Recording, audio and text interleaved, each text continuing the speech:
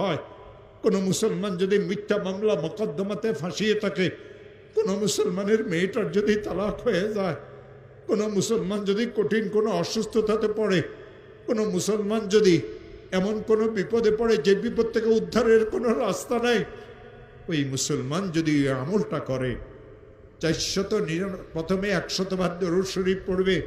যেই দরুদ শরীফ সে পড়তে জানে, ইশারের নামাজের শেষে ঘুমের আগে পড়বে আল্লাহুম্মা সাল্লি আলা সাইয়্যিদিনা মুহাম্মদ 100 বার। 499 বার পড়বে লা হাওলা ওয়ালা কুওয়াতা ইল্লা বিল্লাহ। একবার পড়বে লা হাওলা ওয়ালা কুওয়াতা ইল্লা বিল্লাহিল আলিয়্যিল আযীম।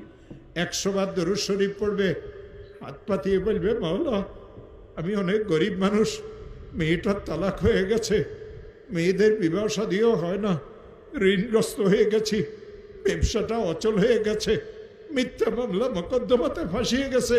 যত কঠিন বিপদে হোক না কেন, যত কঠিন বিপদে পড়ুক না কেন, আমার মাওলা বলেন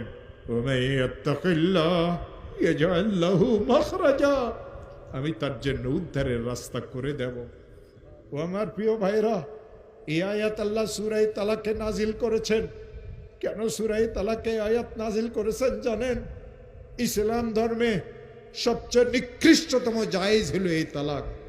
এই তালাকের কারণে 2টা পরিবার ধ্বংস হয়ে যায়, মাসুম বাচ্চাদের জীবন ধ্বংস হয়ে যায়। এই তালাকের কারণে মানুষদের অবস্থার এমন সৃষ্টি হয় যে সে বর্ণনাও করতে পারে না। বড় বোনের তালাক হয়ে গেল, ছোট বোনগুলি বিবাহ আটকে গেল, নিশ্চয় মেয়েরা খারাপ, নাইলে কেন তালাক হইল? জামাইকে দেখতে তো অনেক ভালো লাগে। আমার প্রিয় ভাইয়েরা, এই মেয়েটা শ্বশুর বাড়িতে শান্তিতে ছিল না, বাপের বাড়িতে যতদিন ছিল ঘরের কাজ কামে মেয়েকে করা লাগতো। শ্বশুর বাড়িতে যাওয়ার পরে এই মেয়ের এত কষ্ট হয়, কাউকে খুলিয়ে বলতে পারে না। বাপ গরিব মানুষ, বাপের কাছেও বলতে পারে না, নীরবে সহ্য করে।